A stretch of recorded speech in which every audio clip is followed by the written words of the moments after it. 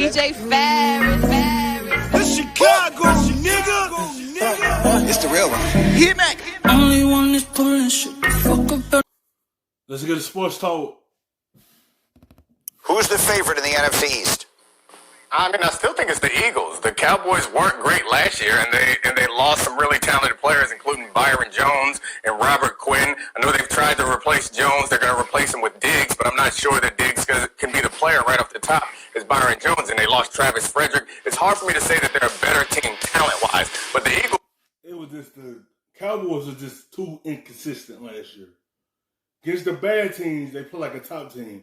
Against the good teams, they play like a bottom tier team.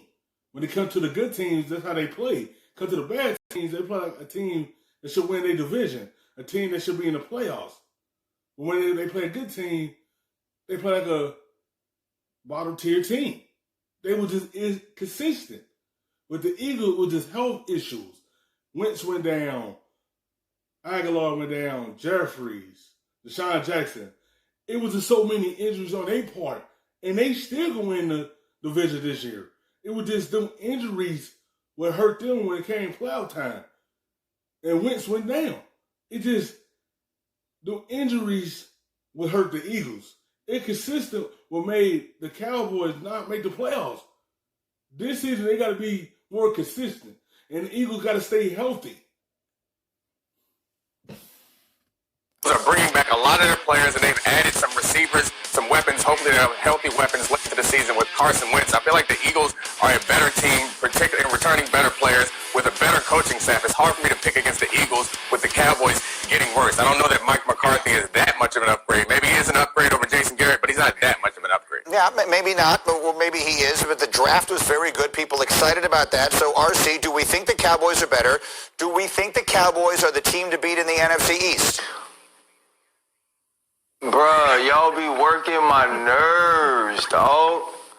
We did this last year. Oh, they gonna win the Super Bowl. I told y'all then. No, they not.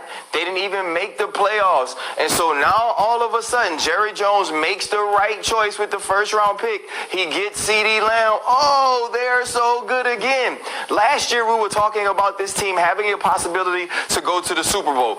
They don't even make the playoffs. The Philadelphia Eagles are playing with a former quarterback at wide receiver, a walk-on running back starting at tailback, or the second tailback, and me as the wideout on the other side. That's how terrible they were, and they still couldn't beat them. So now you add Darius Slay on the other side. When you do play well against Philadelphia, you're able to beat them on the outside. Amari Cooper burns them deep. That's not happening no more. He will be locked down by Darius Slay. You add Roby Coleman in the nickel, and now you have a 4-by-1 team in the wide receiver room for Carson Wentz to add to a room that couldn't get deep last year, didn't create any big plays, only 12 plays of over 25 yards. The Dallas Cowboys are not better.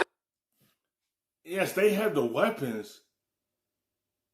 It's just what they're going to do this season. Everyone wants them to make the playoffs. It's just up to them to be more consistent. They had CeeDee Lamb. They had Cooper. They got Gallup. They got the guys, but it's just like they gonna put everything together. Because the Eagles were playing with a practice squad wide receiver last season. They had so many injuries that they had to play with guys that you won't see. They deep down in the charts like the 4 wide receiver, and they still beat the Cowboys. They still won the division and still made the playoffs. And now, on the other side, they add on Slade to solve that problem, to keep for players getting in the backfield and dominating them back there, getting past their corners. That's a big upgrade for the Eagles. That's what they need, a lockdown corner. And that's why that's a big upgrade with Slade, to keep that stuff from happening. And he can do that. The Philadelphia Eagles, they weren't better than them last year, and I feel like the Eagles have improved much more, and especially in places that they needed help than the Cowboys have. And so for me, it's still the Eagles in the NFC East. Can I add the point that they brought in CeeDee Lamb, and that's the reason why they think that they're going to be better? They were were top 5 in efficiency. If you think that the reason why you're getting better than the Eagles now is because your offense is going to be better than it was the previous season, I think that's a misnomer. They needed improvement on defense, not on offense. CeeDee Lamb is going to be great, but adding him to the offense can't take them any higher than they were last year as far as their passing offense is concerned. And then finally, RC, I'll just throw it back to you on this. We just heard Todd Archer, who covers the Cowboys, telling us that Dak and the Cowboys front office have not spoken since late March. No one seems to be making a big deal. But again, this is dragging out to over a year that we've been talking about this. Is there any question in your mind that Prescott will eventually get a deal done here? Yes, there's a lot of question in my. That's another reason. They don't even know what they're going to do with Dak Prescott. They don't even know if they're going to go into the season with him. Hopefully they get this contract done with him. The Cowboys already having too much issues. The Eagles already got their quarterback. You don't even know the Cowboys even trust Prescott. They ain't even get a deal done yet. They might not even go in the season as him as the starter. Like, they still having trouble over there, and they trying to see who's going to win the division, and they having problems over there. They don't know what they're going to do with that Prescott. They don't know if they're going to get the deal done with it. Hopefully they do. Mind. When you know you have a guy, you go out and you show him there's a number that you can find in between what you both want. That's a compromise to get that player on the field. Right now, the Dallas Cowboys feel like they'll have their quarterback this year. They don't expect Dak Prescott to sit out, so they're going to roll forward with this.